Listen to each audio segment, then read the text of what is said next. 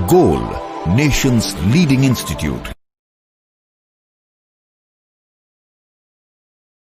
Hello student, welcome back once again.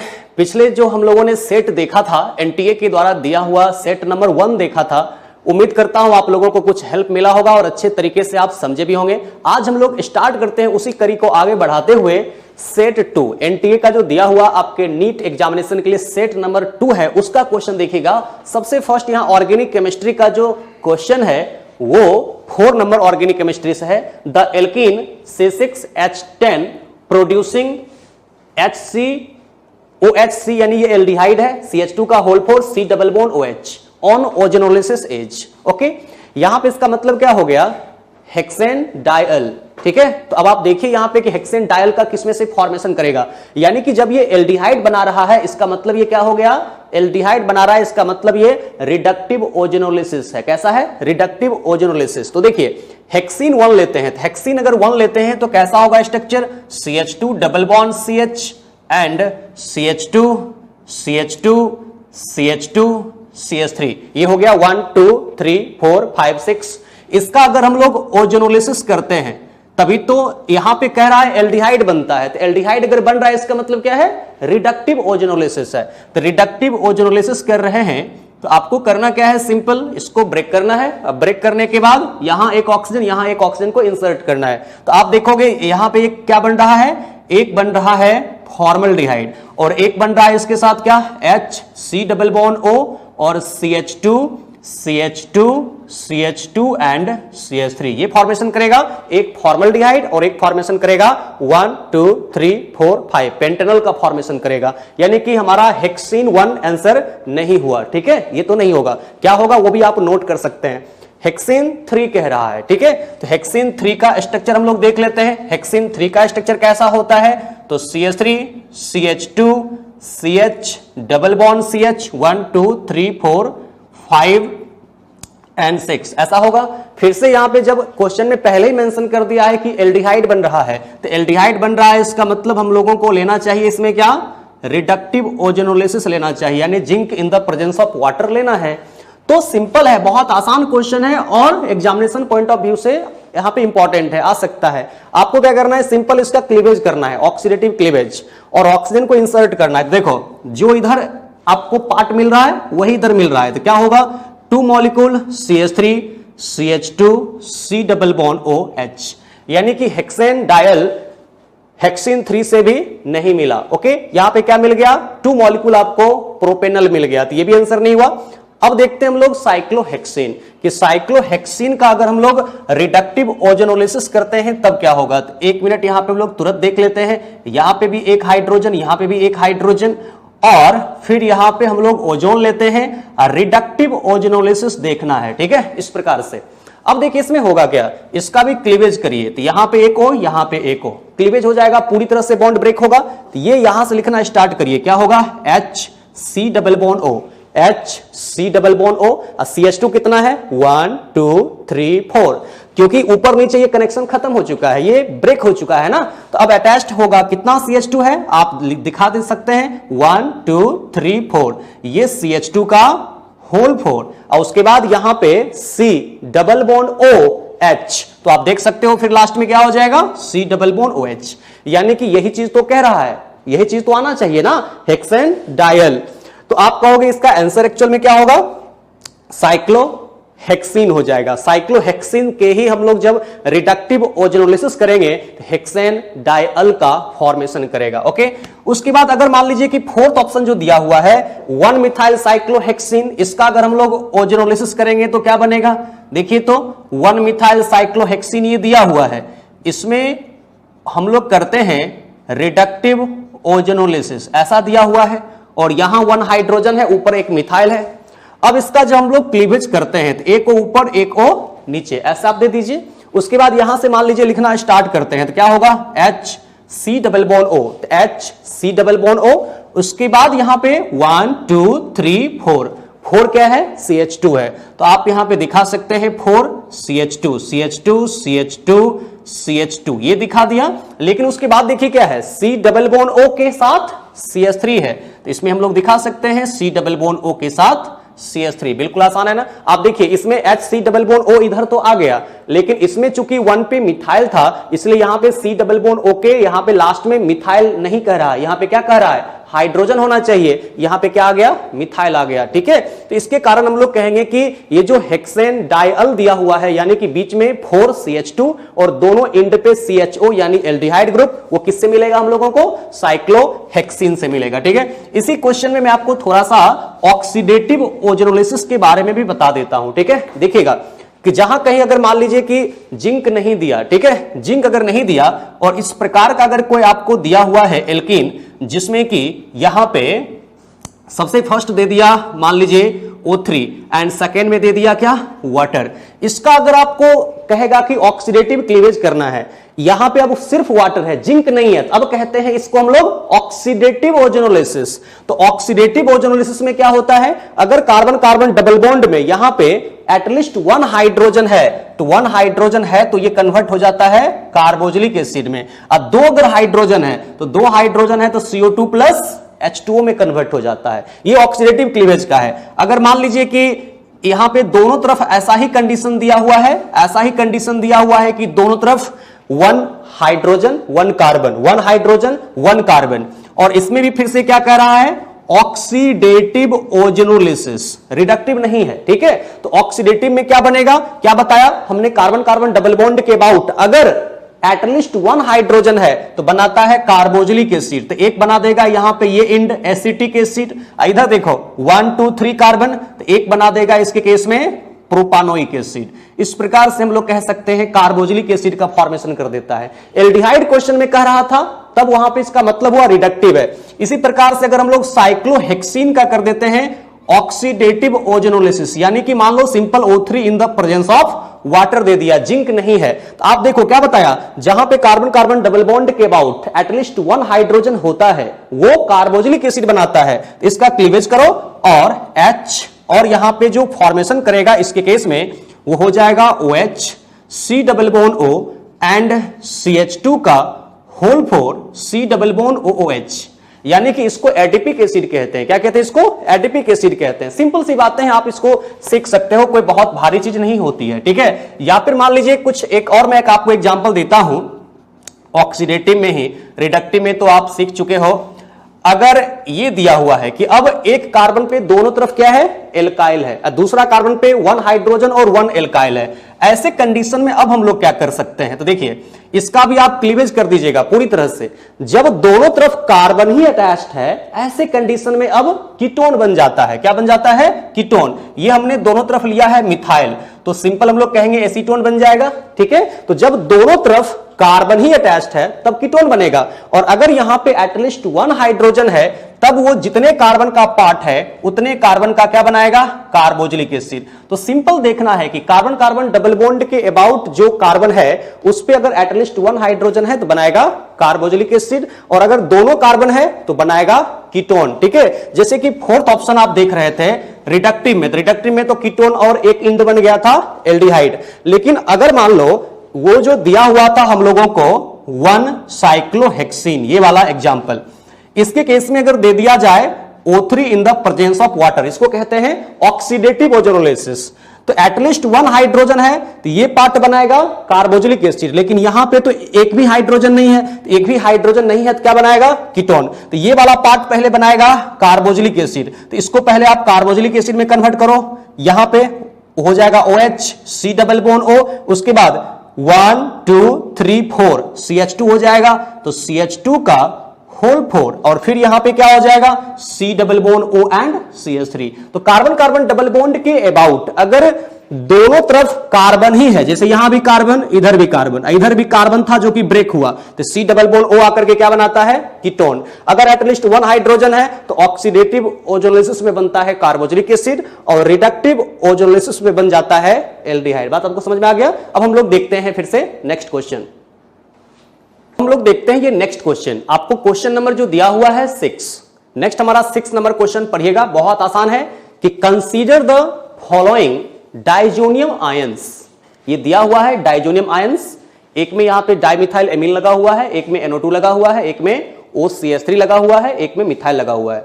The reaction of reactivity towards Dizo coupling with phenol in the presence of dilute NaOH। सबसे पहले आपको समझना पड़ेगा coupling reaction, ठीक है, तब जाकर के ये क्वेश्चन का कॉन्सेप्ट आपके पास आ जाएगा, और कॉन्सेप्ट आ जाएगा तो आप किसी भी प्रकार के क्वेश्चन को अप्रोच करके सॉल्व कर सकते हो। सिर्फ आपको इसका आंसर बता देने से काम नहीं चलेगा, ठीक है। तो इसमें होता क्या है वो मैं आपको मैकेनिज्म समझाने की कोशिश करता हूं, ठीक है। कि ये जो बेंजीन डाइजोनियम क्लोराइड है, ओके, इस बेंजीन डाइजोनियम क्लोराइड का रिएक्शन करते हैं हम लोग फिनॉल के साथ। ये पहले तो शॉर्टकट तरीका बताता हूं, फिर आपको पूरा डिटेल में इसका मैकेनिज्म भी समझाऊंगा, ठीक है।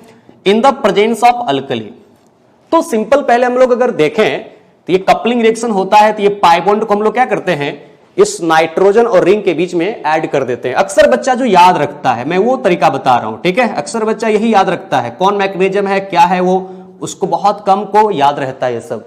तो N डबल बॉन्ड N, और एक जो ये पाई इलेक्ट्रॉन इधर हम शिफ्ट कर रहे हैं वो इसके साथ बॉन्ड बना देता है, और इस तरीके से इसका नाम हम लोग क्या कहते हैं, इसको कहते हैं पारा हाइड्रोक्सी एजो बेंजीन कहते हैं। ये तरीका वैसे ये दिखाना गलत है, ठीक है, ये तरीका गलत है, ये शॉर्टकट तरीका हो गया।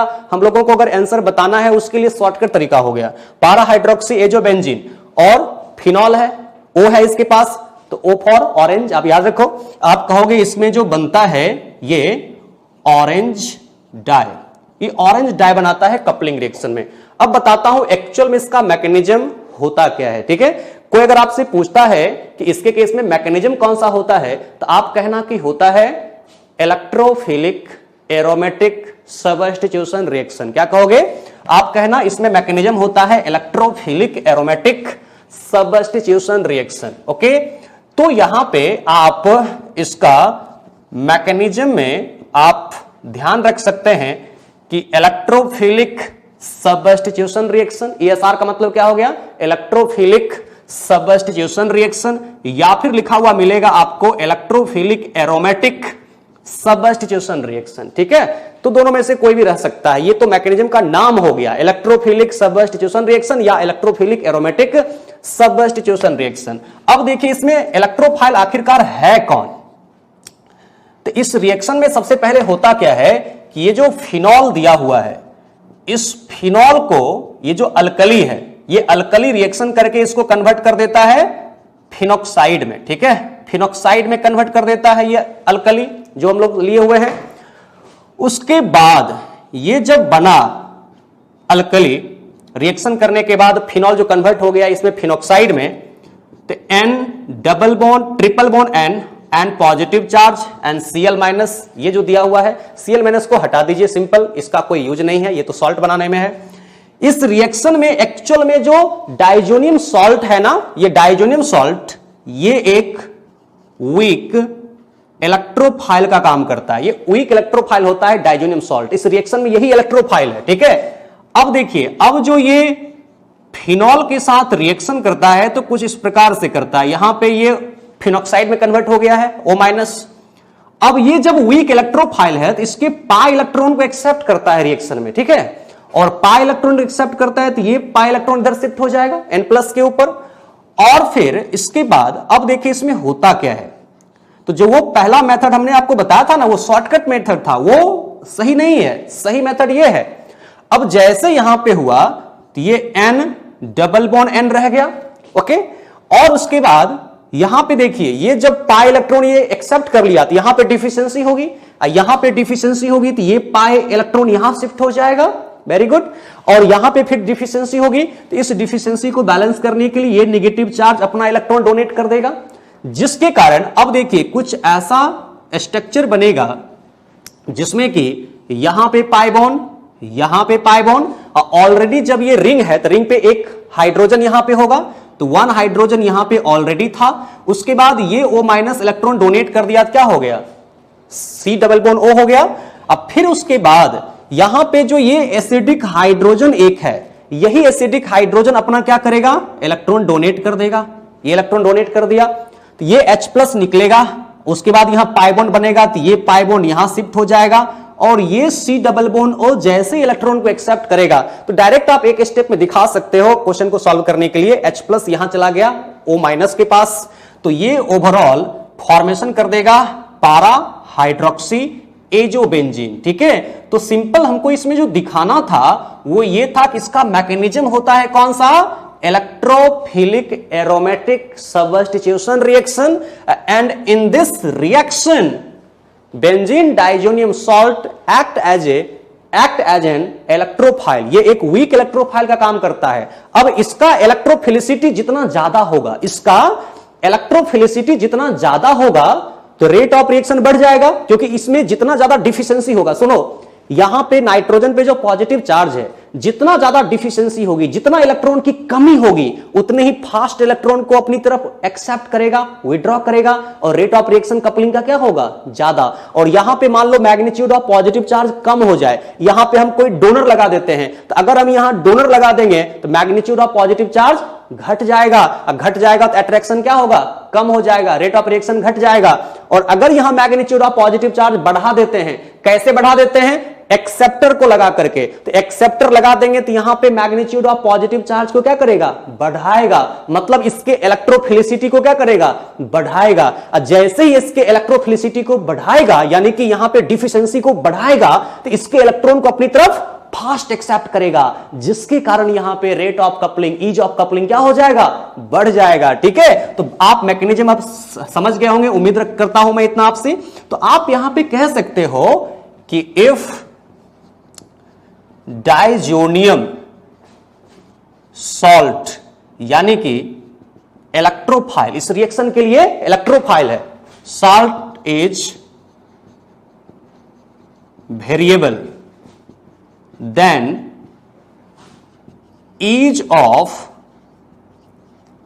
कपलिंग, अगर वहां पे वेरिएबल है, अलग अलग उसमें सबस्टिट्यूएंट लगा हुआ है, इसका मतलब ये हुआ N2+ तो सब में कॉमन होगा, N2+ सब में कॉमन होगा। वेरिएबल कहने का मतलब है कि रिंग के साथ जो अटैच्ड यहां पे एटम ग्रुप है ना, वो डिफरेंट है। तो ease of coupling directly proportional हम लोग कहेंगे -I - M inversely proportional +I + M। इस प्रकार से क्वेश्चन को आप सॉल्व करेंगे। अगर कौन वेरिएबल है बोलो, डाइजोनियम सॉल्ट जो कि इलेक्ट्रोफाइल है। तो यहां पे देखिए कौन सा इफेक्ट लगा रहा है, यहां पे लगा रहा है -M, यहां पे ये कौन सा इफेक्ट लगा रहा है, +I, यहां पे आपको ये जो कौन सा इफेक्ट लगा रहा है, यहां पे लगा रहा है +M इफेक्ट, यहां पे ये कौन सा इफेक्ट लगा रहा है, +M इफेक्ट।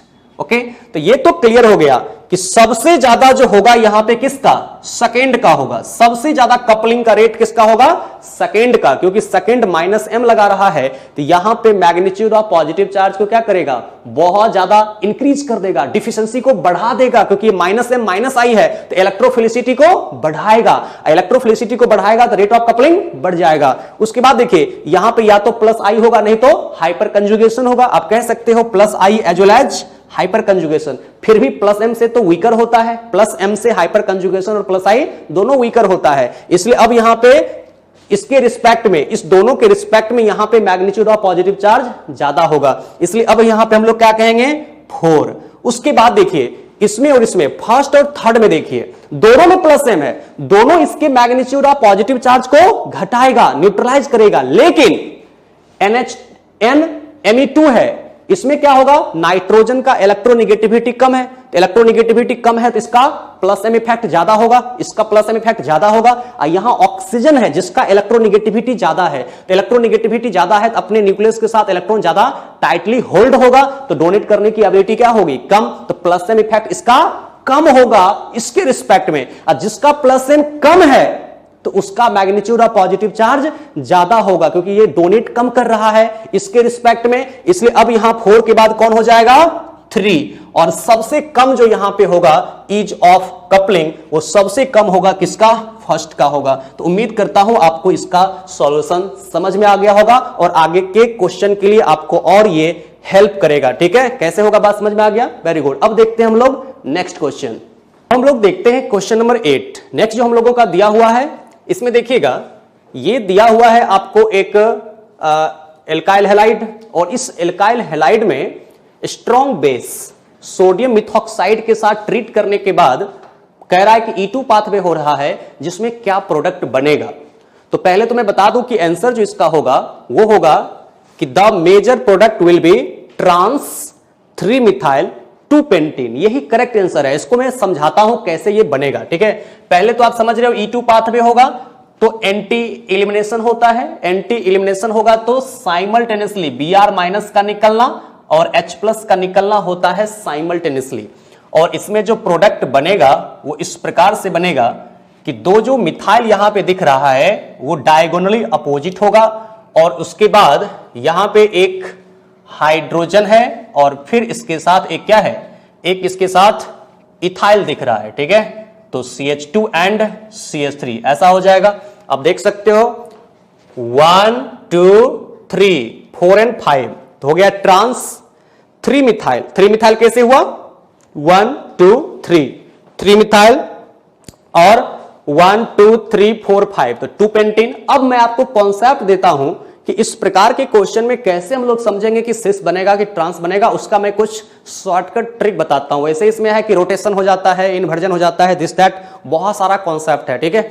लेकिन मैं आपको बताता हूं शॉर्टकट ट्रिक्स आज एक बहुत ही आसान सा, जिसके थ्रू आप कोई भी इस प्रकार का क्वेश्चन रहेगा ना कि कहां पे बनेगा आपको ट्रांस, कहां बनेगा सिस, ये सब प्रकार के क्वेश्चन आप बहुत आसानी से बना सकते हो। तो पहले तो इसमें ध्यान रखेंगे ट्रांस का फॉर्मेशन करेगा, ठीक है। वही हमारा जो है आंसर इसका करेक्ट है। जैसे कि देखिए आपको सबसे पहले कोई भी ऐसा क्वेश्चन दिया हुआ है जिसमें कि ऐसा है एक, सबसे पहले मैं बताता हूं एडिशन। ये कार्बन कार्बन डबल बॉन्ड दिया हुआ है, कार्बन कार्बन डबल बॉन्ड, और इसके केस में एक आपको दिया हुआ है CH3, एक दिया हुआ है यहां पे हाइड्रोजन, एक दिया हुआ है CH3 और हाइड्रोजन। इसका आप क्या कर रहे हो, bromination in the presence of carbon tetrachloride. जानते हो ये मैं क्यों बता रहा हूं, उस जगह लाने के लिए, ठीक है। तो इसमें हम लोग क्या कहते हैं, इसमें होगा पहले एंटी एडिशन। इसको तो जानते हो आप लोग, एंटी एडिशन होता है, इलेक्ट्रोफिलिक एडिशन रिएक्शन होता है। और ये कौन सा फॉर्म है, यह है सिस। देखो आपको एक ट्रिक बताता हूं, इसमें क्या बनेगा प्रोडक्ट। सिस के लिए आप क्या लेना, पॉजिटिव साइन। सिस के लिए कौन सा साइन लोगे, पॉजिटिव। एंटी के लिए कौन सा लोगे साइन, एंटी के लिए लोगे माइनस, ठीक है। तो आप यहां पे एंटी एडिशन के लिए ले रहे हो कौन सा, माइनस ले रहे हो, और सिस के लिए कौन सा साइन, प्लस। तो प्लस माइनस मिलकर के क्या हो गया, माइनस। माइनस का मतलब क्या हुआ, माइनस का मतलब यह हुआ कि दो similar atom group opposite side, ठीक है। तो दो सिमिलर एटम ग्रुप अब अपोजिट साइड यहां पे रखेंगे हॉरिजॉन्टल लाइन पे। अब देखिएगा पहले तो यहां पे पहले से तो एक एक हाइड्रोजन है ही, तो दोनों सिमिलर एटम ग्रुप को रखोगे अपोजिट साइड, और उसके बाद यहां पे ब्रोमीन और ब्रोमीन को रखोगे अपोजिट साइड। इसका मिरर इमेज ले लोगे, तो इसका जब आप मिरर इमेज लोगे तो क्या बनेगा, आप देखो CH3 एंड CH3 और Br और H, और फिर यहां पे Br और H, आप देखो एक दूसरे का ये क्या है, नॉन सुपर इंपोजिबल मिरर इमेज है, इसलिए इसको हम लोग क्या कहते हैं, इसको कहते हैं इनांसियोमर्स, इनांसियोमर्स पेयर कहते हैं, ठीक है। क्या कहते हैं, इनांसियोमर्स पेयर कहेंगे, इस प्रकार से बनाएंगे। अब देखिए इसी क्वेश्चन में आपको कुछ ऐसा करके देता हूं, अगर मान लो इसी में क्या किया कि हाइड्रोजन को यहां कर दिया और मिथाइल को यहां कर दिया, और अब ये क्या हो गया, ट्रांस, और होता कैसा है, एंटी एडिशन। सिस के लिए प्लस साइन लेना है और ट्रांस के लिए क्या लेना है, माइनस साइन। तो ट्रांस के लिए हमने ले लिया माइनस साइन, एंटी के लिए माइनस साइन, माइनस माइनस मिलकर के क्या होगा, प्लस। प्लस का मतलब क्या, दो similar atom group same side, minus आया था तो उसका मतलब क्या, दो similar atom group opposite side. तो यहां पे दो सिमिलर एटम ग्रुप को रखोगे क्या, सेम साइड, तो सेम साइड रखो दो सिमिलर एटम ग्रुप को। तो यहां पे आप हाइड्रोजन हाइड्रोजन रख दो, यहां पे ब्रोमीन ब्रोमीन रख दो, उसके बाद आप इसमें भी बनाओगे तो CH3 and CH3 and Br and Br, H और H। आप देखो तो इसमें भी प्लेन ऑफ सिमेट्री है, इसमें भी प्लेन ऑफ सिमेट्री है, तो ये भी कंपाउंड एक क्या हो गया, मेजो हो गया, ये भी कंपाउंड एक क्या हो गया, मेजो हो गया। और आपको पता होनी चाहिए कि मेजोमर्स का जो मिरर इमेज होता है, हमेशा ध्यान रखिएगा, मेजोमर्स का मिरर इमेज ऑलवेज यहां पे क्या होता है, आइडेंटिकल होता है, ठीक है। इस प्रकार से आप यहां पे देखते हैं कि ट्रांस से बन जाता है क्या, मेजोमर्स, और सिस से बन जाता है इनांसियोमर्स पेयर। इस बात को आप बहुत अच्छे तरीके से जानते हो। इसी प्रकार से जब आप पढ़ते होंगे क्या क्या पढ़ते हैं आप पढ़ते हैं हाइड्रोजिनेशन। तो तो हाइड्रोजिनेशन जब करते हैं तो क्या होता है, CH3 and CH3 and C6H5 and C6H5। जब आप हाइड्रोजिनेशन करते हैं तो क्या होता है, हाइड्रोजिनेशन करने में होता है सीन एडिशन। कैसा एडिशन, सीन एडिशन। तो अब देखिए फिर से इस प्रकार के क्वेश्चन को कैसे डील करेंगे। तो ये कौन सा फॉर्म है, सिस। तो सिस है तो सिस के लिए कौन सा साइन बोला था, पॉजिटिव। सीन एडिशन है तो सीन एडिशन का मतलब सेम साइड से एडिशन हाइड्रोजन का होता है। तो सीन के लिए कौन सा साइन लेना है, प्लस। एंटी के लिए माइनस लेना है और सीन के लिए प्लस लेना है। तो प्लस प्लस मिलकर के यहां पे हम लोग क्या कह देंगे, प्लस कह देंगे। प्लस का मतलब क्या हो गया, दो similar atom group same side. तो दो similar atom group same side रखेंगे तो C6H5 C6H5 ऊपर नीचे रख दो और दो सिमिलर एटम ग्रुप को आप सेम साइड रखोगे इस प्रकार से, और इसका मिरर इमेज आप ले लो। ठीक है, तो मिरर इमेज जब आप रखोगे तो C6H5 और फिर से यहां पे इसका CH3 और CH3 और H और H इस प्रकार से आ गया। देख सकते हो इसमें प्लेन ऑफ सिमेट्री है, तो प्लेन ऑफ सिमेट्री हो गया। तो ये भी कंपाउंड एक क्या है, मेजो है। ये भी कंपाउंड एक क्या है, मेजो है। और ये दोनों एक दूसरे का मेजोमर्स आपस में हमेशा क्या होता है, आइडेंटिकल होता है। ठीक है, इस प्रकार से होता है कंपाउंड। तब देखिए तो यहां पे अगर हम लोग ऐसा करते हैं कि अब ले लेते हैं इसका ट्रांस। ठीक है, तो अब इसका अगर ट्रांस लेते हैं तो करना क्या पड़ेगा, इसमें ऊपर कर देते हैं C6H5 और यहां कर देते हैं CH3। तो ये हो गया अब ट्रांसफॉर्म। तो ट्रांस के लिए कौन सा साइन रखना है, ट्रांस के लिए रखना है माइनस। हमेशा हाइड्रोजनेशन जब भी होता है तो सीन एडिशन, तो सीन एडिशन के लिए रखना है प्लस साइन। ठीक है, तो प्लस माइनस मिलकर के क्या हो गया, माइनस। तो माइनस के लिए क्या हो गया, दो similar atom group opposite side. तो जब दो similar atom group opposite side रहेगा अब तो देख सकते हैं इसमें क्या बनेगा, C6H5 और उसके बाद यहां पे हम लोग क्या कर सकते हैं, एक CH3 और H अगर यहां रहेगा तो दूसरा CH3 और H यहां रहेगा। इस प्रकार से अपोजिट साइड में इसका ले लेना है आपको मिरर इमेज। तो मिरर इमेज जब हम लोग लेंगे तो कैसा बनेगा, C6H5 और C6H5 और उसके बाद यहां पे हम लोग इसका मिरर इमेज लेंगे तो CH3 और H और फिर से इसका हम लोग इसका मिरर इमेज लेंगे तो CH3 और H इस प्रकार से होने वाला है। ये जब होगा तो आप देख सकते हो ये दोनों एक दूसरे का क्या है, नॉन सुपर इंपोजिबल मिरर इमेज है, जिसको कि हम लोग क्या कहते हैं, एक दूसरे का, इसको हम लोग कहते हैं इनांसियोमर्स पेयर कहते हैं। उम्मीद करता हूं अब आपको धीरे धीरे यहां पे समझ में आ रहा होगा। तो अगर आप देखो वो जो क्वेश्चन था उसमें क्या था, दोनों यानी कि हाइड्रोजन और ब्रोमीन दोनों सेम साइड से निकल रहा था। इससे जो क्वेश्चन था, इस क्वेश्चन में क्या था, हाइड्रोजन और ब्रोमीन क्या था, सेम साइड से था। ठीक है, आप देखो बना करके। तो अब अगर मान लो कि इलिमिनेशन देता हूं, मान लो यहां पे CH3 है और यहां पे Cl है और H है और H है, और इसको कहता है कि जिंक मेटल के साथ हीट करते हैं। जानते हो कौन सा इलिमिनेशन होता है, E2 होता है। जिंक के साथ हीट करते हैं, ZnCl2 बाहर होता है, E2 होता है, यानी कि कैसा होता है इसके केस में, एंटी इलिमिनेशन होता है। ठीक है, तो जब एंटी इलिमिनेशन होता है और दो सिमिलर एटम ग्रुप क्या है, सेम साइड है। ध्यान से देखिएगा, तो दो similar atom group same side हो गया, तो सेम साइड अगर है तो उसके लिए कौन सा साइन लेंगे, प्लस साइन लेंगे। तो सेम साइड है सिमिलर एटम ग्रुप तो प्लस साइन, और एंटी इलिमिनेशन होता है E2 पाथवे में। आपको ये तो जानना पड़ेगा कि जिंक मेटल के साथ E2 पाथवे होता है, तो एंटी इलिमिनेशन के लिए कौन सा साइन लेंगे, माइनस। तो प्लस माइनस कौन सा साइन आएगा, माइनस। माइनस का मतलब क्या, जब यहां पे दोनों Cl2 निकलेगा तो इस दोनों कार्बन कार्बन के बीच में क्या बनेगा, डबल बॉन्ड। ZnCl2 बाहर निकलने के बाद यहां बनेगा कार्बन कार्बन डबल बॉन्ड। अब माइनस साइन का मतलब क्या हो गया, दो similar atom group opposite side में होगा। तो अपोजिट साइड में होगा तो ये कौन सा फॉर्म बनाएगा, ट्रांसफॉर्म बनाएगा। तो जब आप मेजोमर्स का जिंक मेटल या मैग्नीशियम मेटल के साथ हीट करोगे तो एंटी इलिमिनेशन होने के बाद कैसा बनाएगा, ट्रांस बनाएगा। लेकिन अगर मान लो इसी में हम लोग ऐसा कर देते हैं कि इसका H यहां कर देते हैं और इसका Cl ऐसे कर देते हैं। ठीक है, अब ये हो गया कौन सा, अब ये हो गया हमारा, आप देख सकते हो ये दोनों similar atom group opposite side यानी इनांसियोमर्स है।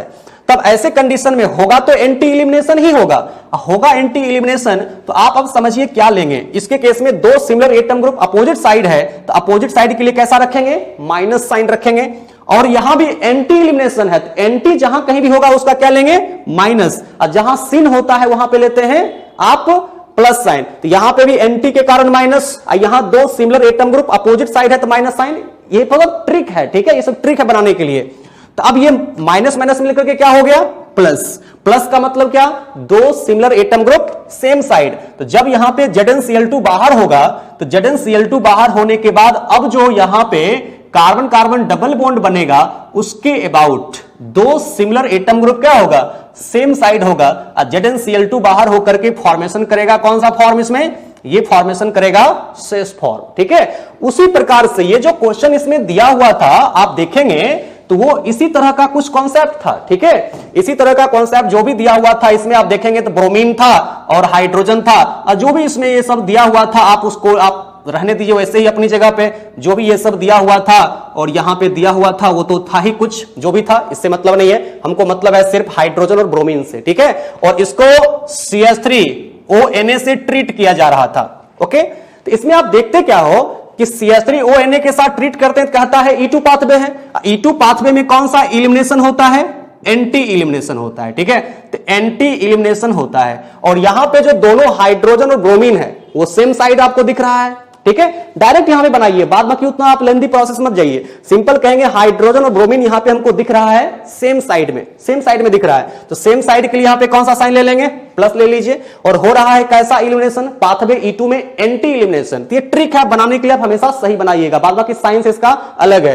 तो इसका एंटी इलिमिनेशन में क्या होगा, माइनस। प्लस माइनस का मतलब क्या हो गया, प्लस माइनस का मतलब हो गया माइनस, ओके। तो दोनों ब्रोमीन और हाइड्रोजन जो यहां पे निकल रहा है वो सेम साइड है, जबकि है यहां पे E2 पाथवे तो एंटी इलिमिनेशन। तो एंटी इलिमिनेशन के लिए हम लोग लेते हैं माइनस साइन, और दोनों हाइड्रोजन ब्रोमीन सेम साइड है इसलिए लेंगे प्लस। तो प्लस माइनस मिलकर के माइनस, यानी कि ये कौन सा फॉर्म बनाएगा बच्चों, ये बनाएगा ट्रांसफॉर्म। उम्मीद करता हूं आपको कुछ ये हेल्प करेगा, ये ट्रिक आप इससे बनाने की कोशिश करेंगे, ओके। अब देखते हैं हम लोग नेक्स्ट क्वेश्चन। हम लोग देखते हैं question number 17, okay. The final product formed when methyl amine is treated with NaNO2 plus HCl, यानी कि nitrous acid followed by hydrolysis is. यहां पे आपको पिछले ही सेट में हमने इसको डिस्कस किया था पूरा मैकेनिज्म के साथ, आज भी मैं डिस्कस कर दूंगा, ठीक है। वैसे तो इसका एल्कोहल होगा, यानी कि मिथाइल एल्कोहल बनेगा फाइनल प्रोडक्ट। अब कैसे बनता है, क्या होता है, मैं इसको डिस्कस कर देता हूं आपके सामने, ठीक है। तो देखिए इसका आंसर पहले तो आपको होगा थर्ड, मैंने मिथाइल एल्कोहल हो जाएगा। अब देखिए इसमें एक्चुअल में होता क्या है, सबसे पहले ये जो NaNO2 है वो HCl के साथ रिएक्शन करने के बाद क्या बनाता है, नाइट्रस एसिड HNO2 का फॉर्मेशन कर देता है, ओके। HNO2 प्लस यहां से निकलेगा क्या, NaCl निकलेगा, ओके। अब जो ये मिथाइल एमीन आपको दिया हुआ है, ये मिथाइल एमीन, यही मिथाइल एमीन अब सबसे पहले, इससे पहले क्या होता है, ये जो नाइट्रस एसिड बना, ये नाइट्रस एसिड H प्लस को एक्सेप्ट करता है, किसके H प्लस, HCl के H प्लस को एक्सेप्ट करता है। और जैसे एक्सेप्ट करता है तब क्या बनेगा, OH2, ये क्या फॉर्मेशन करेगा, OH2, ऐसे लिख दीजिए N double bond OH2 positive charge, okay. और यही इसमें से बाहर होगा, और ये जैसे ही बाहर होगा तो फॉर्मेशन करेगा N double bond O plus, and यहां से बाहर होता है H2O, ओके।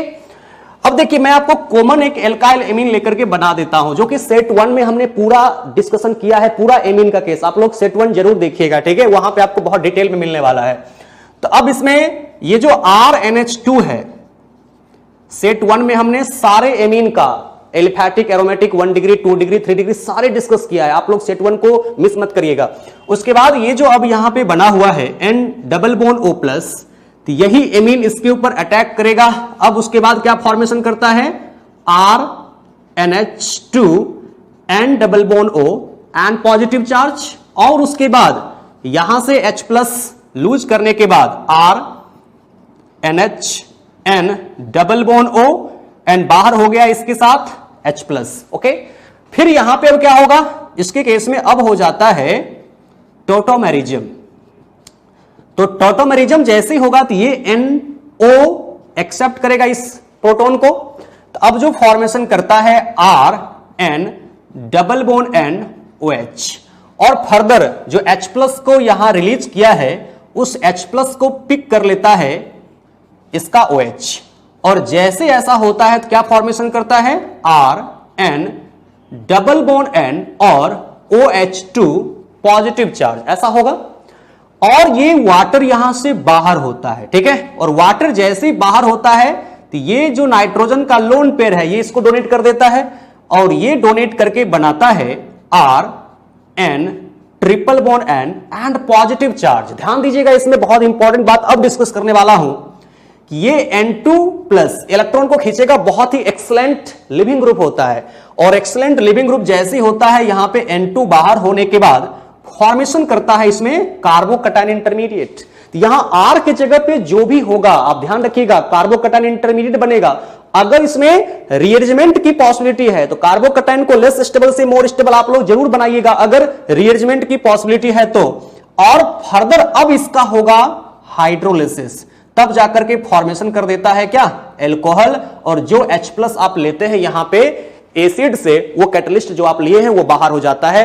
तो आपको यहां पे क्वेश्चन में क्या दिया हुआ है मिथाइल एमीन, तो मिथाइल एमीन जब दिया हुआ है तो पहले आप इसी मैकेनिज्म से रिएक्शन कराते हैं, तो NaNO2 प्लस HCl रिएक्शन करने के बाद जो ये फॉर्मेशन करेगा इनिशियली मिथाइल डाइजोनियम क्लोराइड, जो कि यहां पे क्या होगा हाईली अनस्टेबल होता है, क्योंकि रेजोनेंस वगैरह तो यहां पे है नहीं, ये बहुत ही एक्सीलेंट लिविंग ग्रुप होता है, तो ये बहुत ही हाईली अनस्टेबल होता है। और इसका अगर हाइड्रोलिसिस कर देते हैं तो ये फॉर्मेशन करता है एक्चुअल में मिथाइल अल्कोहल, साथ में निकलता है N2 गैस और HCl यहां से बाहर हो जाएगा। ठीक है, उम्मीद करता हूं आपको यहां पे कुछ मदद करेगा। ज्यादा डिटेल में आपको सारे एमीन का केस देखने के लिए आप जरूर देखिएगा सेट 1 का, वहां पे हमने सारे को डिस्कस किया है। ठीक है, ओके, अब देखते हैं हम लोग नेक्स्ट क्वेश्चन।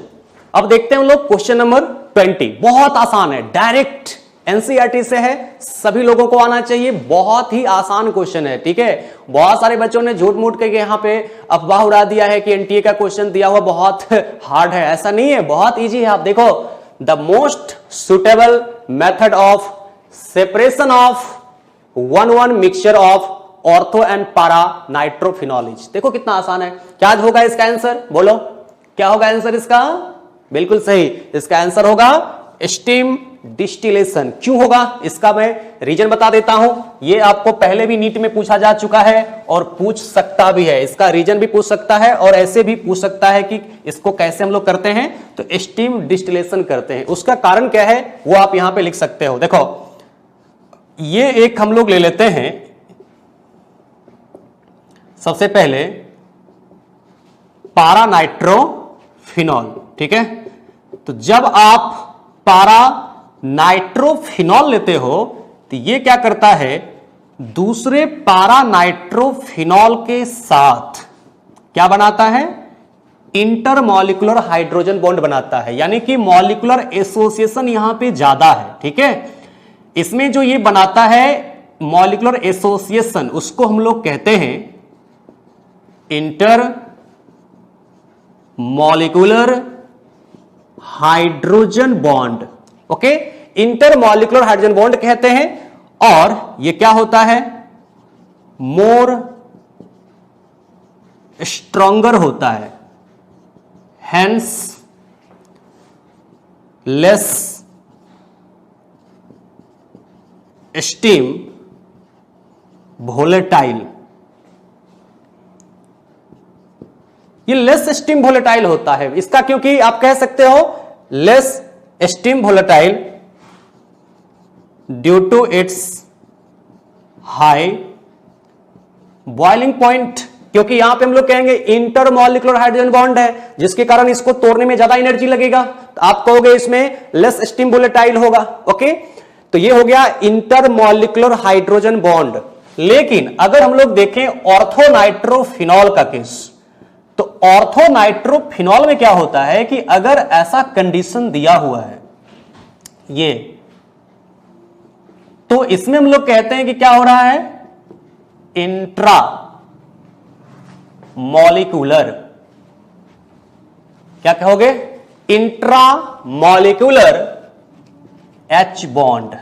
ठीक है, तो इंट्रामॉलिक्यूलर एच बॉन्ड है, जो कि यहां पे हम लोग क्या कहते हैं, ये जो होगा वीकर एच बॉन्ड, ठीक है।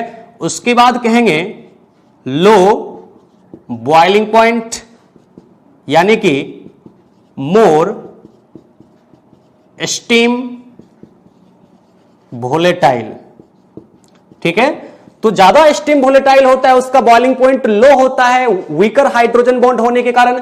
क्यों वीकर हाइड्रोजन बॉन्ड है? Due to presence of intramolecular hydrogen bond. और यहां पे इंट्रामॉलिक्यूलर हाइड्रोजन बॉन्ड है जो कि ज्यादा मॉलिक्यूल का एसोसिएशन है, तो ज्यादा स्ट्रॉन्गर होता है, जिसके कारण ये लेस स्टीम वोलेटाइल होता है due to its high boiling point. इसलिए इसको हम लोग जो सेपरेट करते हैं, इसको हम लोग कहेंगे hence separated by steam distillation. क्या कहेंगे? स्टीम डिस्टिलेशन के कारण होता है। ओके, अब हम लोग देखते हैं इसका नेक्स्ट क्वेश्चन। अब हम लोग देखते हैं क्वेश्चन नंबर 29। ओके, देखिए क्वेश्चन नंबर 29 बहुत ही आसान है, इससे आसान अब कुछ भी नहीं हो सकता है, ठीक है। अब कह रहा है कि the IUPAC name of the compound, इसका आंसर जो होगा फर्स्ट होगा। कैसे होगा? आपको सबसे पहले इसमें प्रायोरिटी में पता होनी चाहिए कि प्रायोरिटी में आप जानते हो कि एल्डिहाइड का प्रायोरिटी ज्यादा होता है किससे? कीटोन से, ठीक है। तो जब एल्डिहाइड का प्रायोरिटी ज्यादा है कीटोन से दो फंक्शनल ग्रुप में, तो ये समझ में आ गया कि हम लोग यहां पे नंबरिंग स्टार्ट करेंगे एल्डिहाइड के कार्बन से। Carbon as a point of attachment भी है, तो नंबरिंग हम लोग इसी कार्बन से स्टार्ट करेंगे, फंक्शनल ग्रुप के कार्बन से। तो 1 2 3 4 5 6, बात खत्म। ऑप्शन नंबर 1 जो दिया हुआ है वही करेक्ट है। तो 3 पे यहां पे क्या हो गया? कीटो, ठीक है। उसके बाद यहां पे क्या लिखेंगे? 2 मिथाइल, तो हो तो गया 3 कीटो 2 मिथाइल, अल्फाबेटिकली लिखेंगे। अब 6 कार्बन का पैरेंट चेन है तो हेक्स। अब 4 5 पे कार्बन कार्बन डबल बॉन्ड है, तो उसका लोएस्ट नंबर लिखेंगे हम लोग क्या? 4। तो हेक्स के बाद 4 और कार्बन कार्बन डबल बॉन्ड के लिए क्या आएगा? इन, EN। क्योंकि देखो ENE मत लिखना, ए से पहले ई को हम लोग क्या करेंगे? एलिमिनेट करेंगे। तो यहां पे फिर एल्डिहाइड है, तो एल्डिहाइड का सफिक्स क्या होता है? अल। तो सिंपल हो गया 3 कीटो 2 मिथाइल हेक्स 4 इनल। आंसर नंबर 1 इसका करेक्ट है। उसके बाद देखिए इस क्वेश्चन में हमको लगता है कुछ स्पेलिंग में मिस्टेक है। यहां पे the process of separation of, या तो लिखना चाहिए था रेसमेट मॉडिफिकेशन, या फिर उसी रेसमेट को हम लोग क्या बोलते हैं? रेसमिक मिक्सचर बोलते हैं, ठीक है। तो सिंपल इसमें कुछ ना कुछ उस वर्ड मीनिंग में इधर उधर है। The process of separation of, simple याद रखिए, racemic mixture into DNL enantiomers is called. आप जानते हो ना कि रेसमिक मिक्सचर किसे कहते हैं? जब आप दो इनांसियोमर्स को मिक्स कर देते हो इक्वल अमाउंट में, ठीक है। कि मान लीजिए कि ये यहां पे रखा हुआ है डेक्स्ट्रोफॉर्म, ठीक है, और ये अलग रखा हुआ है लीवोफॉर्म, ठीक है। अभी दोनों अलग अलग है, तो जब तक ये दोनों अलग अलग है तब तक ये क्या कहलाता है? तब तक कहलाता है इनांसियोमर्स कहलाता है, ठीक है। किसी भी कंपाउंड का जो ऑप्टिकली एक्टिव है उसका डेक्स्ट्रोफॉर्म लीवोफॉर्म अलग अलग रखा हुआ है, तो उसको कहते हैं इनांसियोमर्स ऑफ ईच अदर। लेकिन इस दोनों के इक्वल अमाउंट ले लेते हैं, यानी कि 50% इसका अगर लेते हैं 50% इसका लेते हैं, और दोनों को मिक्स कर देते हैं, यानी कि D+L 50% ये 50% ये, दोनों को इक्वल अमाउंट में मिक्स कर देते हैं। इसी मिक्सचर को हम लोग कहते हैं क्या? इसी मिक्सचर को हम लोग कहते हैं अब रेसमिक मिक्सचर कहते हैं, ठीक है। तो आप इनांसियोमर्स को मिक्स करके जो बनाते हो रेसमिक मिक्सचर, तो इस प्रोसेस को, इनांसियोमर्स से रेसमिक मिक्सचर को बनाने के प्रोसेस को हम लोग क्या कहते हैं? इसको कहते हैं रेसमाइजेशन कहते हैं, ठीक है। रेसमाइजेशन कहते हैं कि conversion of pure enantiomers into racemic mixture is called racemisation. तो इस दोनों को मिक्स करके, और रेसमिक मिक्सचर किसे कहते हैं? आप कहते हो equimolar mixture of enantiomers. Equimolar mixture of enantiomers are called racemic mixture. दोनों को इक्वल अमाउंट में मिला करके जो बनाते हैं रेसमिक मिक्सचर, उस प्रोसेस को कहते हैं रेसमाइजेशन। और अब आप यहां पे करते क्या हो? जस्ट इसका उल्टा करते हो। ये जो आपने डेक्स्ट्रो लिया था और ये जो आपने लीवो लिया था, इस दोनों को आपको यहां पे मिलाने से जो ये बना था D+L, अब इसका उल्टा करना है, यानी कि आपको अब ले जाना है कहां से? इसको रेसमिक मिक्सचर से ले जाना है इनांसियोमर्स।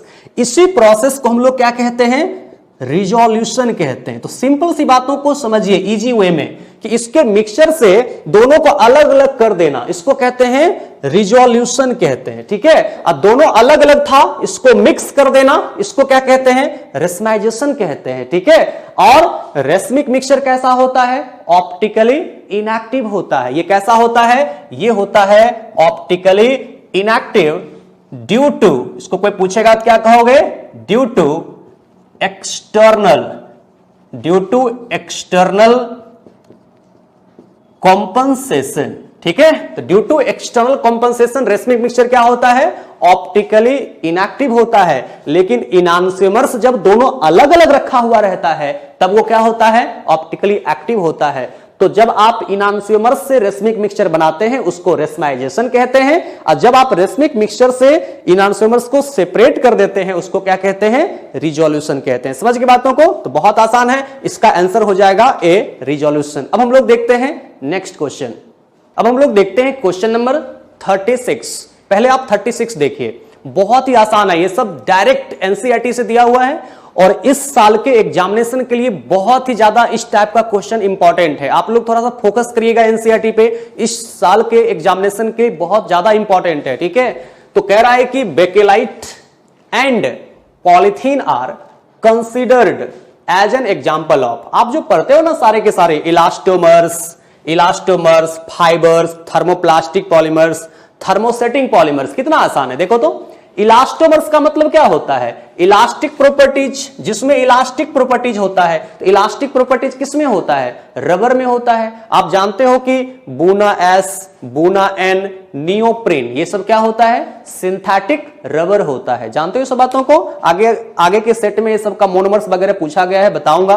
तो Buna S, Buna N, neoprene, ये तीनों क्या है, सिंथेटिक रबर है, ठीक है। और रबर है तो इसको हम लोग कहते हैं इलास्टोमर है। ध्यान रखिए कितना आसान है। उसके बाद फाइबर्स, तो नायलॉन 66 हो गया, या फिर टेरिलीन हो गया, जिसको हम लोग डैक्रोन भी कहते हैं, ठीक है, टेरिलीन या डैक्रोन, ये सब क्या हो गया, फाइबर्स है। उसके बाद थर्मोप्लास्टिक, जिसमें पॉली टर्म लगा होगा, जितने पॉली टर्म लगा हुआ है ना वो सब आएगा थर्मोप्लास्टिक पॉलीमर्स में, जैसे कि पॉलीथीन, पॉलीस्टाइरीन, पॉलीविनाइल्स। तो जिसके नाम के पहले लगा हुआ है पॉली, पॉलीथीन, पॉलीस्टाइरीन, पॉलीविनाइल्स, ये सब क्या होता है, थर्मोप्लास्टिक पॉलीमर्स होता है, ठीक है। और अब देखिए थर्मोसेटिंग पॉलीमर, जिसमें कि जानते हो कि heavily branched cross linked polymer.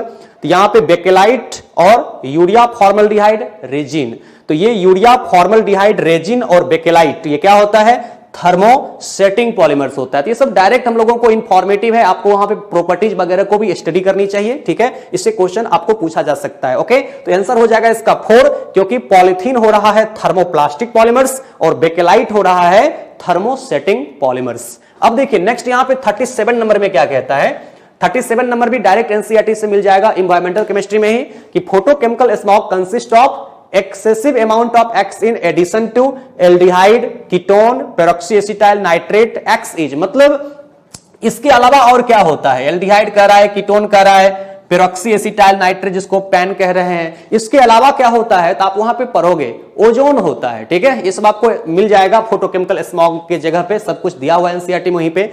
तो इसमें एसिटाइल, यहां पे पेरोक्सी एसिटाइल नाइट्रेट, एल्डिहाइड, ये सब के अलावा जो होता है वो ओजोन होता है, ठीक है। तो O3 हो जाएगा इसका आंसर, सिंपल। ये हो जाएगा थर्ड आंसर 37 का, O3 यानी ओजोन हो जाएगा। इसमें हो जाएगा सिंपल आंसर इसका 4, यानी कि पॉलीथीन हो जाएगा थर्मोप्लास्टिक पॉलीमर्स और बेकेलाइट जो है वो थर्मोसेटिंग पॉलीमर्स। ये सब कुछ इंफॉर्मेटिव है, इसको आपको अलग अलग इंफॉर्मेशन को कलेक्ट करके लिखिए और उसको आप समझ करके याद करने की कोशिश करेंगे, ओके। अब हम लोग देखते हैं आगे नेक्स्ट क्वेश्चन। हम लोग देखते हैं क्वेश्चन नंबर 38। देखिए बहुत आसान क्वेश्चन है, रेजोनेंस से है, लेकिन बहुत ही अच्छा स्मार्ट क्वेश्चन है, ठीक है। सबसे पहले आपसे कहा यह जा रहा है इस क्वेश्चन में कि which of the following statement is incorrect, कि कौन सा यहां पे इनकरेक्ट है, गलत है, ये यहां से कहा जा रहा है। इसको पकड़ना है, बातों को कैसे सॉल्व करना है वो देखिए। अब इसमें से कह रहा है, इसको देखिएगा कि different resonating structure, resonating structure कहने का मतलब है कैनोनिकल स्ट्रक्चर, ओके। डिफरेंट जो आप पाई बॉन्ड को चेंज करके बनाते हो, canonical structure contributes to the resonance hybrid in proportion of their energy. कह रहा है कि जितना उसका एनर्जी है उतने ही अमाउंट में वो क्या करता है, उतने ही प्रोपोर्शन में वो क्या करता है, कंट्रीब्यूट्स करता है फॉर्मेशन ऑफ रेजोनेंस हाइब्रिड में। आप लोग जानते होंगे एक बात कि कैनोनिकल स्ट्रक्चर यानी कि रेजोनेटिंग स्ट्रक्चर जो होता है वो क्या होता है, हाइपोथेटिकल होता है। वो एग्जिस्टेंस रियल में करता ही नहीं दुनिया में, वो इमेजिनरी है, सिर्फ इमेजिन किया गया है। तो जो भी कैनोनिकल स्ट्रक्चर होता है वो होता है हाइपोथेटिकल। और जो आप पार्शियल डबल बॉन्ड दिखाते हो ना डॉट डॉट करके, वो जो बनता है वो रेजोनेंस हाइब्रिड है, वो होता है real structure. Okay, real structure क्या है, रेजोनेंस हाइब्रिड। और रेजोनेंस हाइब्रिड बनता कैसे है, by contribution of all canonical structure. तो याद रखिएगा, bye contribution of all canonical structure we can draw a real structure of compound which is called resonance hybrid. okay, अब इसमें एक बात और ध्यान दीजिएगा, in which more stable canonical structure contributes more। लिख लीजिएगा इस बातों को, अपने कॉपी में नोट कर लीजिएगा कि by the contribution of all canonical structure we can draw a real structure of compound which is called resonance hybrid, in which more stable canonical structure contributes more। जो मोर स्टेबल होगा उसका energy क्या होगा, less होगा। बात समझ रहे हो, मॉलिक्यूलर एनर्जी क्या होगा, लेस। तो जिसका मॉलिक्यूलर एनर्जी लेस होगा वो ज्यादा कंट्रीब्यूट करेगा, और जिसका मॉलिक्यूलर एनर्जी हाई होगा मतलब कम स्टेबल है, वो कम कंट्रीब्यूट करेगा। जबकि यहां पे कह रहा है कि contributes to the resonance hybrid, मतलब रियल स्ट्रक्चर में प्रोपोर्शन ऑफ देयर एनर्जी। ये गलत हो गया ना, यही स्टेटमेंट क्या है, गलत है कि अपने प्रोपोर्शन ऑफ एनर्जी के आधार पे सभी यहां पे नहीं करता है। तो यहां पे हम लोग कहते हैं कि जिसका एनर्जी सबसे लोएस्ट होता है वो सबसे ज्यादा क्या करता है, कंट्रीब्यूट्स करता है। ठीक है, इसको ध्यान रखेंगे। उसके बाद कह रहा है equivalent resonating structure result in higher resonance energy. देखो, मॉलिक्यूलर एनर्जी जो होता है वो इनवर्सली प्रोपोर्शनल होता है स्टेबिलिटी के। तो पहले यहां पे तो कह रहा है इसमें कि पहला जो है सो सिंपल एनर्जी लिखा हुआ है यानी मॉलिक्यूलर एनर्जी, तो जिसका एनर्जी लो होगा वो ज्यादा स्टेबल होगा। अब कह रहा है रेजोनेंस एनर्जी। ओके, तो रेजोनेंस एनर्जी जो होता है वो डायरेक्टली प्रोपोर्शनल किसके हो जाएंगे, स्टेबिलिटी के। तो ये रेजोनेंस एनर्जी जो होता है डायरेक्टली प्रोपोर्शनल होता है स्टेबिलिटी के। और जबकि यहां पे हम लोग क्या कहते हैं, अगर हम लोगों को दिया हुआ है मॉलिक्यूलर एनर्जी तो वो होता है इनवर्सली प्रोपोर्शनल। ठीक है, तो यहां पे जो ये कह रहा है आप लोगों को वो सही स्टेटमेंट कह रहा है कि equivalent resonating structure result in higher resonance energy, क्योंकि इसका रीजन है equivalent canonical structure are more stable than non equivalent. क्या कहेंगे, equivalent canonical structure are more stable than non equivalent canonical structure. जिसका स्टेबिलिटी ज्यादा है उसका रेजोनेंस एनर्जी क्या होगा, हाई होगा। तो सिंपल है, आप यहां पे याद रखोगे equivalent canonical structure are more stable than non equivalent canonical structure. और यही कारण है कि ये इक्विवेलेंट कैनोनिकल स्ट्रक्चर यानी कि रेजोनेटिंग स्ट्रक्चर ज्यादा स्टेबल होने के कारण इसका रेजोनेंस एनर्जी क्या होता है, हाई होता है। उसके बाद C, resonating structure represents hypothetical molecule having no real existence. ये सही कह रहा है, आपको पहले ही बता दिया कि जो कैनोनिकल स्ट्रक्चर होता है यानी कि रेजोनेटिंग स्ट्रक्चर होता है वो रियल नहीं होता है, वो क्या होता है, हाइपोथेटिकल होता है, इमेजिनरी होता है, वो रियल में इस दुनिया में एग्जिस्ट करता ही नहीं है। नेक्स्ट कह रहा है resonating structure are less stable than resonance hybrid. ये भी सही बात है कि रेजोनेटिंग स्ट्रक्चर आर, यहां पे क्या कह रहा है, resonating structure are less stable than resonance hybrid. तो रेजोनेटिंग स्ट्रक्चर किसको कहते हैं, कैनोनिकल स्ट्रक्चर को कहते हैं। इसको यहां पे आप लिख सकते हैं CS। ओके, तो रेजोनेटिंग स्ट्रक्चर का मतलब होता है canonical structure are less stable than resonance hybrid. तो ये जो रेजोनेंस हाइब्रिड है उसको कहते हैं रियल स्ट्रक्चर। तो जो रियल स्ट्रक्चर है उसका रेजोनेंस एनर्जी क्या होगा, हाई होता है। रेजोनेंस एनर्जी हाई किसका होता है, रेजोनेंस हाइब्रिड का होता है। और उस रेजोनेंस हाइब्रिड का स्टेबिलिटी ज्यादा होता है अपने सारे के सारे कैनोनिकल स्ट्रक्चर से, ध्यान रखिएगा। और ये जो रेजोनेटिंग स्ट्रक्चर है वो हाइपोथेटिकल है, इमेजिनरी है, वो रियल में दुनिया में है ही नहीं। ठीक है, तो वो कहते हैं कि क्या होता है, अनस्टेबल होता है कंपेयर टू अपने रियल कंपाउंड। तो यहां पे इनकरेक्ट स्टेटमेंट जो है वो ए है कि different resonating structure contributes to the resonance hybrid in the proportion of their energy. अपने जितना एनर्जी है उसके इक्विवेलेंट वहां से क्या करता है, कंट्रीब्यूट्स करता है। इसमें कहते हैं नहीं, ऐसा नहीं है कि कह रहा है कि प्रोपोर्शन ऑफ देयर एनर्जी, इसका कहने का मतलब है कि जितना एनर्जी हाई है उतना ज्यादा कंट्रीब्यूशन कर रहा है। गलत, कि प्रोपोर्शन ऑफ देयर एनर्जी, कि जितना प्रोपोर्शन एनर्जी का है मतलब हाइयर एनर्जी है तो ज्यादा कंट्रीब्यूशन, वो गलत। क्योंकि जिस मॉलिक्यूल का एनर्जी यानी मॉलिक्यूलर एनर्जी हाई है वो कम स्टेबल है, और जिसका एनर्जी यानी मॉलिक्यूलर एनर्जी लो है वो ज्यादा स्टेबल है। और in resonance hybrid more stable canonical structure contributes more, ये ध्यान रखना है। ये गलत कह रहा है कि कंट्रीब्यूट करता है प्रोपोर्शन ऑफ देयर एनर्जी, गलत। जिसका एनर्जी लो वो ज्यादा कंट्रीब्यूट करता है, और जिसका एनर्जी हाई वो कम स्टेबल होता है, कम कंट्रीब्यूट करता है। ठीक है, बात आपको समझ में आ गया होगा। इसका ये इनकरेक्ट स्टेटमेंट कौन सा है, ए है। अब देखते हैं हम लोग नेक्स्ट क्वेश्चन। देखते हैं नेक्स्ट क्वेश्चन हमारा है 40 नंबर, बहुत आसान है, डायरेक्ट एनसीईआरटी से दिया हुआ है आप लोगों को। केमिस्ट्री इन एवरीडे लाइफ से आप लोग जो पढ़ते हो एंटीबायोटिक्स, उसी से है। ठीक है, ये पूछा हुआ है, पहले भी प्रीवियस ईयर में पूछा जा चुका है कि among the following the narrow spectrum antibiotics is, कि नैरो स्पेक्ट्रम और एक पढ़े होंगे ब्रॉड स्पेक्ट्रम। ठीक है, तो ऐसा कोई एंटीबायोटिक्स जो कि सिर्फ ग्राम पॉजिटिव बैक्टीरिया या ग्राम नेगेटिव बैक्टीरिया के ऊपर जब वहां पे वर्क करता है, या तो वो किल करता है या उसके ग्रोथ को रोक देता है, ग्राम पॉजिटिव को या ग्राम नेगेटिव को, उसी को हम लोग कहते हैं नैरो स्पेक्ट्रम। और कोई ऐसा एंटीबायोटिक्स जो कि ग्राम पॉजिटिव और ग्राम नेगेटिव दोनों प्रकार के बैक्टीरिया को अगर वहां से किल करता है या उसके ग्रोथ को रोक देता है, उसको हम लोग क्या कहते हैं, उसको कहते हैं हम लोग ब्रॉड स्पेक्ट्रम एंटीबायोटिक्स। और उसके बाद आप पढ़े होंगे एक होता है लिमिटेड स्पेक्ट्रम एंटीबायोटिक्स, यानी ऐसा कोई एंटीबायोटिक जो कि सिर्फ किसी एक पार्टिकुलर डिजीज के ऊपर काम करता है या पार्टिकुलर बैक्टीरिया के ऊपर काम करता है, उसको हम लोग क्या कहते हैं, लिमिटेड, या उसको हम लोग कहते हैं लिमिटेड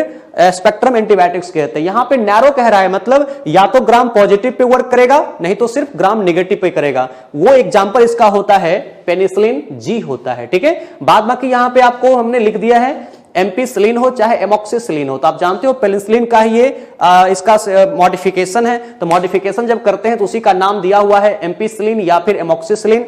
तो जो कि यहां पे ब्रॉड स्पेक्ट्रम एंटीबायोटिक्स होता है। क्लोराएम्फेनिकोल के बारे में आप पढ़े होंगे, acute fever, meningitis, dysentery, typhoid, बहुत सारे डिजीज के ट्रीटमेंट में इसका हम लोग इस्तेमाल करते हैं। तो क्लोराएम्फेनिकोल जो है ये भी यहां पे इस्तेमाल होता है ब्रॉड स्पेक्ट्रम एंटीबायोटिक्स। और एम्पिसिलिन और एमॉक्सिसिलिन जो कि यहां पे आप मॉडिफिकेशन करते हो पेनिसिलिन का, तो एम्पिसिलिन, एमॉक्सिसिलिन, क्लोराएम्फेनिकोल, ये तीनों होता है ब्रॉड स्पेक्ट्रम एंटीबायोटिक्स। अभी इसको याद कर लीजिए, ओके। और पेनिसिलिन जी जो होता है वो सिर्फ क्या होता है, नैरो स्पेक्ट्रम। इसको पूछने का तरीका बदल सकता है कि which of the following antibiotics work only at gram positive और ग्राम नेगेटिव बैक्टीरिया। ठीक है, तो जहां कहीं भी ग्राम पॉजिटिव और ग्राम नेगेटिव की बात किया, इसका मतलब आप समझ जाइएगा कि वहां पे नैरो स्पेक्ट्रम की बात कर रहा है। अब दोनों के ऊपर अगर वर्क करेगा तब उसको हम लोग क्या कहते हैं, ब्रॉड स्पेक्ट्रम कहते हैं। ठीक है, अब किसी एक खास डिजीज के ऊपर काम करता है, खास किसी बैक्टीरिया के ऊपर काम करता है, तो उसको कहते हैं लिमिटेड स्पेक्ट्रम एंटीबायोटिक्स कहते हैं। अब देखिए 41 में क्या कह रहा है, which reaction is suitable for preparing alpha chloro acetic acid. बहुत अच्छे तरीके से आप लोग जानते हैं इसको। अल्फा क्लोरो एसिटिक एसिड अगर बनाना है तो RCH2COOH। ओके, करना क्या होता है इस रिएक्शन में, सबसे पहले हम लोग ऐसा करते हैं कि X2 in the presence of red phosphorus, और सेकेंड में यहां पे क्या करते हैं, हाइड्रोलिसिस। और आपको मालूम होना चाहिए X की जगह पे यहां पे क्या ले सकते हैं, ClNBr। तो यहां पे जो ये अल्फा हाइड्रोजन है, उसी अल्फा हाइड्रोजन को हेलोजन से हम लोग क्या करते हैं, एक्सचेंज करते हैं। तो अल्फा हेलो कार्बोक्सिलिक एसिड का फॉर्मेशन करता है। वही तो कह रहा है कि अल्फा क्लोरो एसिटिक एसिड बनाना है आप लोगों को। ठीक है, तो अल्फा क्लोरो एसिटिक एसिड बनाना है तो क्या करेंगे, ये आप एसिटिक एसिड पहले ले लीजिए और इस एसिटिक एसिड का रिएक्शन करा दीजिए।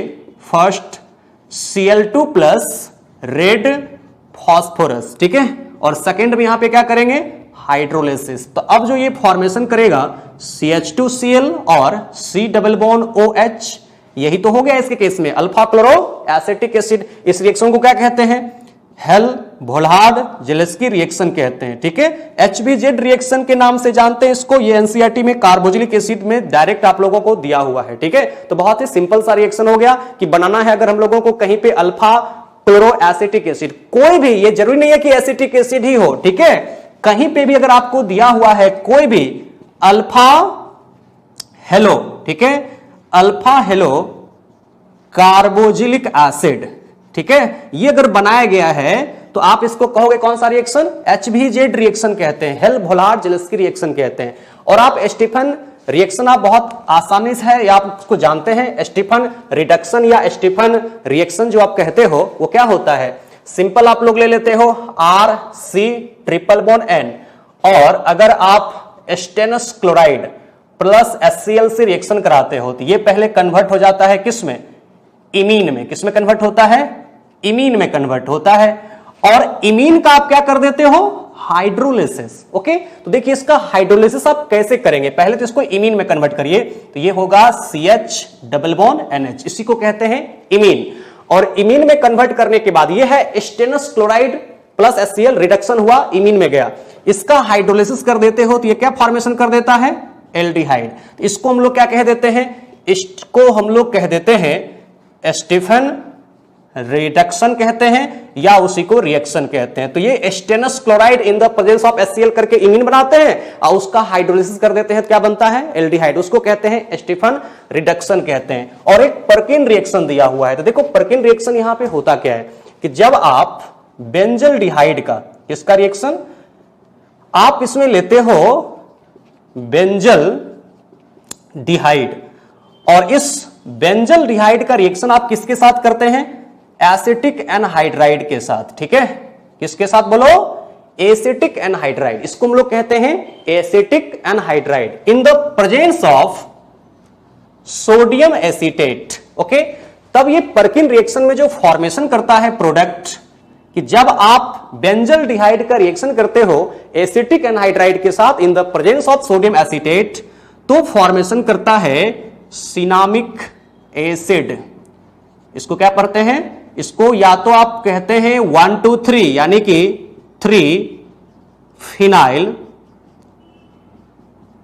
प्रोपिनोइक एसिड ये कहते हैं, या फिर इसी का जो कॉमन नेम होता है इसको हम लोग क्या कहते हैं? इसी को हम लोग कहते हैं सिनामिक एसिड कहते हैं, ठीक है। इसको हम लोग यहां पे ध्यान रख सकते हैं छोटा सा, ठीक है। परकिन रिएक्शन ये सब आपको सिलेबस में है नहीं, वैसे पूछने का चांस बहुत कम है, इसलिए मैं आपको डिटेल में मैकेनिज्म नहीं बता रहा हूं, ठीक है। सिंपल आप ध्यान रखिए कि जब बेंजल डिहाइड का रिएक्शन एसिटिक एनहाइड्राइड के साथ करते हैं इन the presence of sodium acetate, तो सिनामिक एसिड का फॉर्मेशन करता है। इसको हम लोग कहते हैं क्या? परकिन रिएक्शन कहते हैं। लेकिन ये जो कह रहा है अल्फा क्लोरो एसिटिक एसिड, ये कौन सा रिएक्शन है? ये हेल भोल्हार्ड जेलेस्की रिएक्शन है। बाद बाकी ये सिलेबस में है नहीं, इसलिए ज्यादातर इसमें कोई कुछ पूछने का चांसेज नहीं है, इसलिए मैं आपको इसका मैकेनिज्म नहीं बता रहा हूं। सिंपल तरीके से हम लोग क्वेश्चन को डील करके इसको याद रख सकते हैं, ठीक है। तो स्टीफन तो आपको सिलेबस में दिया हुआ है जो कि एनसीईआरटी में भी है, उसको भी ध्यान रखोगे, और यहां पे परकिन को भी थोड़ा सा ध्यान रखने की कोशिश करेंगे। एक आध दो हम लोग एक्स्ट्रा नॉलेज रखेंगे तो अच्छी बात ही है, ठीक है। बाद बाकी इसका आंसर कौन सा हो जाएगा?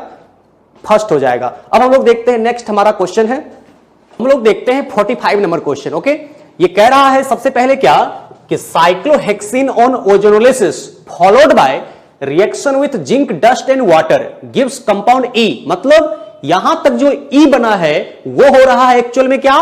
रिडक्टिव ओजोनोलिसिस हो रहा है। मतलब साइक्लोहेक्सिन का हम लोगों ने शुरुआत में ही देखा था, ओजोनोलिसिस क्या बनता था? हेक्सेन डाइअल। तो सबसे पहले साइक्लोहेक्सिन का रिडक्टिव ओजोनोलिसिस करते हैं तो E बनता है, वो बनेगा hexane डाइअल।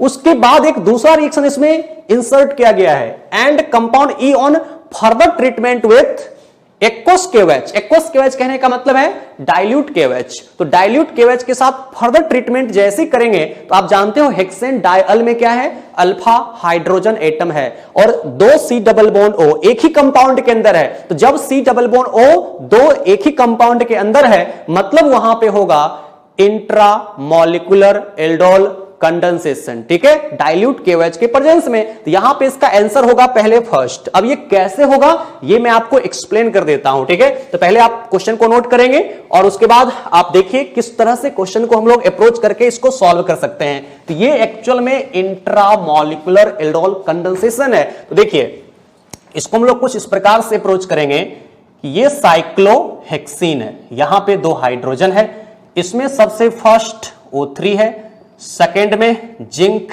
In the presence of water है। तो जानते हो कि रिडक्टिव ओजोनोलिसिस होगा। जैसे ही रिडक्टिव ओजोनोलिसिस होगा तो यहां पे बीच में कितना CH2 है, 1 2 3 4, तो आप 4 यहां पे लिखोगे CH2 and C double bond O and H, ये बनने वाला है। उसके बाद अब देखिए, अब इसमें कहानी अब शुरुआत होती है। ये तो बन गया क्या, E बन गया। अब इसमें F कैसे बनेगा, इसका ट्रीटमेंट करना है किसके साथ, एक्वस KOH के साथ, जो कि यहां पे एक क्या है, स्ट्रॉन्ग बेस है, डाइल्यूट KOH दिया हुआ है। तो वो क्या करेगा, इस C डबल बॉन्ड O के रिस्पेक्ट में ये अल्फा हाइड्रोजन, चाहे इस C डबल बॉन्ड O के रिस्पेक्ट में ये अल्फा हाइड्रोजन, किसी भी एक अल्फा हाइड्रोजन को पिक कर लेगा। तो मान लीजिए इस अल्फा हाइड्रोजन को पिक किया, ठीक है, ये OH माइनस, तो ये जैसे पिक करेगा तो क्या फॉर्मेशन करेगा, HC double bond O, CH minus, CH2, CH2, CH2, C double bond O and H। बात खत्म, ये हो गया। और इसके केस में बाहर होगा क्या, वाटर। कैसे, क्योंकि OH माइनस इस अल्फा हाइड्रोजन को, जो अल्फा हाइड्रोजन यहां पे एसिडिक है, उसको पिक कर लिया है, ठीक है। ये सब ऑप्शन होगा नहीं, इसलिए इसको इरेज कर दिया। अब देखो यहां पे अपने ही मॉलिक्यूल के अंदर इस अल्फा हाइड्रोजन के निकलने के कारण क्या जनरेट हुआ, न्यूक्लियोफाइल, और अपने ही मॉलिक्यूल के अंदर एक और क्या है, C डबल बॉन्ड O। तो यही अब क्या करेगा, इसके केस में CH माइनस इसके ऊपर अटैक कर देगा। इसी को हम लोग क्या कहते हैं, इसको हम लोग यहां पे कहते हैं, एक्चुअल में ये जो हो रहा है वो हो रहा है इंट्रा मॉलिक्यूलर एल्डोल कंडेंसेशन है। सिंपल है, ये सब रिएक्शन को समझ लीजिए, बहुत इजी हो जाएगा आपके लिए, ठीक है। अब ये सोचिए क्या होगा, जब ये बेंड करेगा, ये न्यूक्लियोफाइल इसके पास अप्रोच करेगा, तो होगा क्या, 1 बॉन्ड यहां से यहां तक, 1 2 3 4, ये बेंड करेगा, तो बेंड करेगा ऐसे सोचिए आप, ये बेंड करेगा तो क्या बनाएगा, रिंग का फॉर्मेशन करेगा। वो रिंग यहां पे कैसा होने वाला है, इसको देख लीजिए। ये रिंग कुछ इस प्रकार से होने वाला है कि पहले यहां पे ये जाएगा, ओपन होगा, तो ये बना देगा क्या, O माइनस, ओके। और ये कहां जाकर के अटैच्ड हुआ है, इस कार्बन से। तो ये जब यहां से अटैच्ड हुआ इस कार्बन से जाकर के, बीच में कितना CH2 है, 3, तो बीच में आप 1 2 3 CH2 छोड़ दीजिए। ये कार्बन चूंकि यहां अटैच्ड हुआ है, तो वो कार्बन यहां होगा, वो कार्बन यहां होगा, ये कार्बन कहां चला गया, इसके साथ, मतलब यहां। इसी कार्बन से क्या अटैच्ड है, C डबल बॉन्ड OH, इसको लिख दीजिए C डबल बॉन्ड OH, ऐसे लिख दीजिए, एकदम सिंपल है। ये बेंड करके इसके साथ जुटा, ये कार्बन इससे अटैच्ड हुआ, तो यहां पे क्या हो गया, O माइनस, उसके साथ ये कार्बन अटैच्ड हुआ, उस कार्बन के साथ क्या है, C डबल बॉन्ड OH है। बात समझ में आ गया। अब बीच में 1 2 3 CH2 दिख रहा है, तो 1 2 3 CH2 हमको दिख रहा है। अब इसके बाद क्या कर देते हैं, हाइड्रोलिसिस, ठीक है। तो हाइड्रोलिसिस जैसे ही करेंगे, तो पहले यहां पे जो बना ये OH और फिर C डबल बॉन्ड OH, ये बना पहले एल्डोल। अब इसका कंडेंसेशन अगर हम लोग करते हैं, तो कंडेंसेशन करने के बाद यहां से क्या निकालेंगे, OH माइनस, और यहां पे चूंकि कंजुगेटेड एल्कीन का फॉर्मेशन करता है after the elimination of water molecule, इसलिए आप वाटर मॉलिक्यूल को जब यहां से बाहर करोगे तो ये C डबल बॉन्ड OH, देखो तो ये ऑप्शन आ रहा है कि नहीं। इसी को ना खाली बस ऐसे सीधा करके लिख दिया है, अरे यही चीज है, ठीक है, यही चीज का फॉर्मेशन कर दिया है ये। तो एक्चुअल में ये इंट्रा मॉलिक्यूलर एल्डोल कंडेंसेशन का रिएक्शन है। तो पहले हम लोग साइक्लोहेक्सीन का कर देंगे रिडक्टिव ओजोनोलिसिस, बनेगा हेक्सेन 1 2 3 4 5 6, हेक्सेन डायल या हेक्सेन 1,6 डायल। अब फिर उसको एक्वस KOH का मतलब हो गया डाइल्यूट KOH के साथ ट्रीट करेंगे, तो किसी भी अल्फा कार्बन से 1 हाइड्रोजन को पिक करके बनाएगा न्यूक्लियोफाइल, वो यहां पे अटैक करेगा बेंड करके, और अटैक किया तो यहां पे 1 2 3 4 एंड ये बेंड करके 5 मेंबर रिंग बनाएगा, और यहां पे O माइनस हो गया ये वाला, और ये कार्बन चूंकि यहां अटैच्ड हुआ तो यहां पे अटैच्ड हुआ, और उसके साथ C डबल बॉन्ड OH है, फिर हाइड्रोलिसिस कर दिया तो ये O माइनस कन्वर्ट हो गया OH में, और C डबल बॉन्ड OH इसके साथ रह गया, और फर्दर इसमें से वाटर का एलिमिनेशन हुआ, जिसके कारण ये फॉर्मेशन किया एल्डोल कंडेंसेशन प्रोडक्ट। इसलिए इसका आंसर कौन सा होगा, फर्स्ट हो जाएगा 45 का, ओके। उम्मीद करता हूं आपको यहां पे कुछ मदद हुआ होगा, आप कुछ सीखे होंगे, ओके। फिर अब अगले सेट में हम लोग मिलते हैं, तब तक आप खुश रहिए, प्रसन्न रहिए, हेल्दी रहिए, खूब मन लगा करके एनसीईआरटी को रिवाइज करिए और अच्छे तरीके से अपने जर्नी को आप बढ़ाइए आगे और खूब अच्छे तरीके से पढ़ाई कीजिए, ओके। Thank you.